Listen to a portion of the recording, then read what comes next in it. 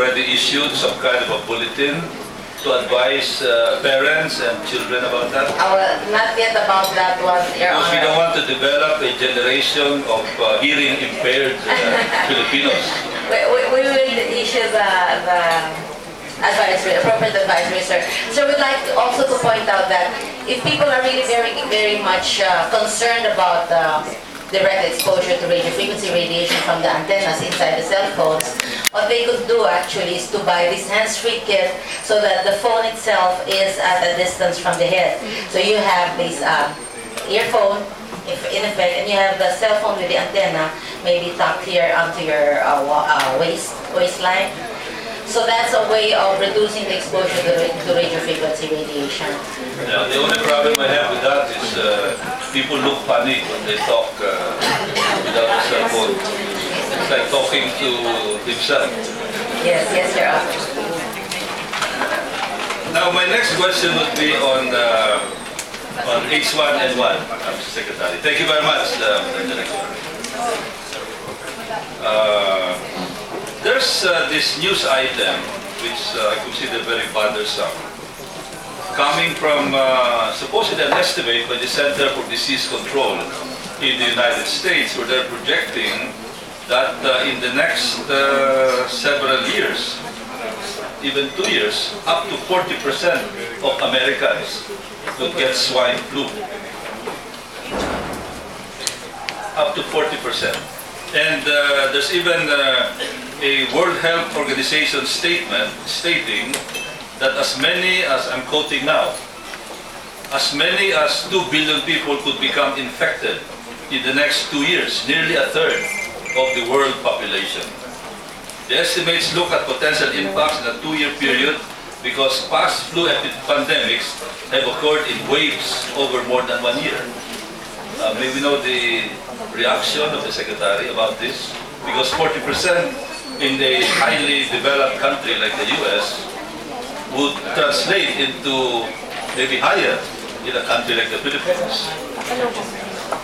Your Honor, that I believe is a high projection rate. You have a low and a medium projection rates. That I think is the ceiling or the maximum. And that can very well be.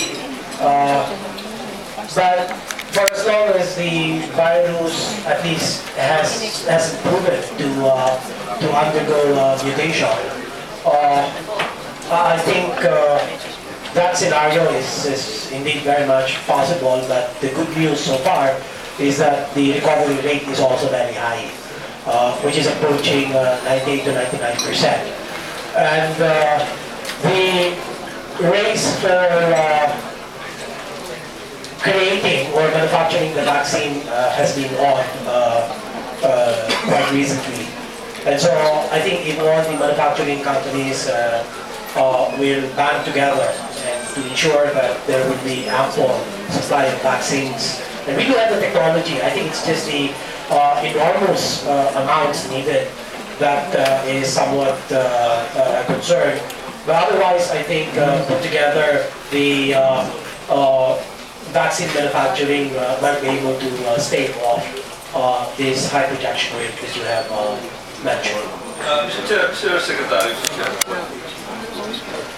how much is your budget for vaccines, H1N1? Because I'm looking at your enumeration here.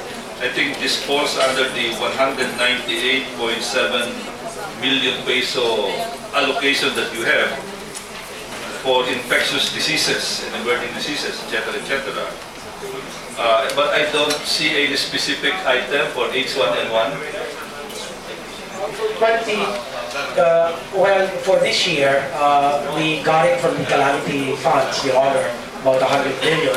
But for this year, we have here response to pandemic influenza H1N1, as well as emerging and re-emerging infectious diseases, 544 million, Your Honor. 544 million. Okay. Yes, Your Honor. Well, that's very good because we made some study, and it is the position of some people helping me that we may need an additional 100 million for H1N1.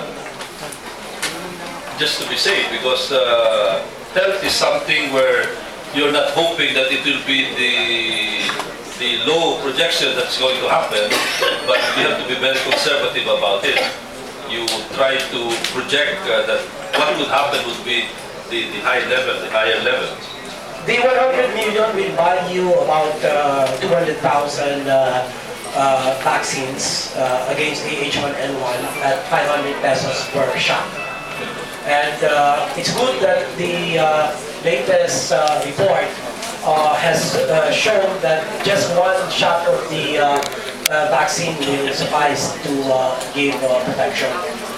That's if we can get the vaccines, because we have to compete with other countries. Well, we were one of those that lined up with the WHO very early on. 2 months ago, we did write the WHO to include us in the priority list. And because we have been very, very efficient in our reporting during the initial stage of the H1N1 in the country, I think the WHO will look kindly upon us as one that has been very efficient and responsible in reporting the number of cases and deaths. Now, Mr. Secretary, I'm looking at the list of potential vaccine, H1N1 vaccine manufacturers in the world. There's one in Australia, CSL, Indonesia, Biopharma, Vietnam, IVAC, Biotech, Thailand, there's GPO, China, there's CNBG, Sinovac, India, there's Serum Institute of India, Korea has Green Cross, Japan has Beacon Denka Saiken, but there's none in the Philippines. I thought that we have a very sophisticated pharma industry here. How come we don't have in the Philippines? For drugs and They have in medicines. Vietnam, they have in Indonesia. Well, this was the subject of our very recent meeting with the President and the scientific community, together with the UP and the DOST. And the President had instructed an immediate consideration of the possible manufacturing of vaccines, putting together the resources of the said agencies, Your Honor. I'll have to touch base with the DOST and UP and the RITM, the Research Institute for Tropical Medicine. I think they've put together already a framework for the vaccine development against AH1N1 and other infectious diseases for that matter.